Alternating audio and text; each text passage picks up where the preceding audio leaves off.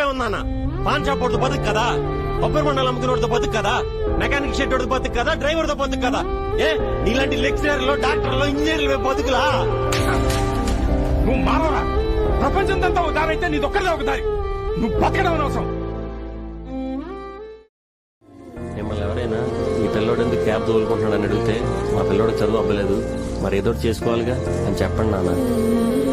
మీరు సిగ్గుపట్టడానికి నేను దొంగతనాలు, జేబులు కత్తిరించడాలు చేయట్లేదు నాన్న. ఆనందం డబ్బు సంపాదించడంలో లేదు నాన్న, మనకు నచ్చిన పని చేయడంలో. ఇక సెటిల్మెంట్ గురించి అంటారా?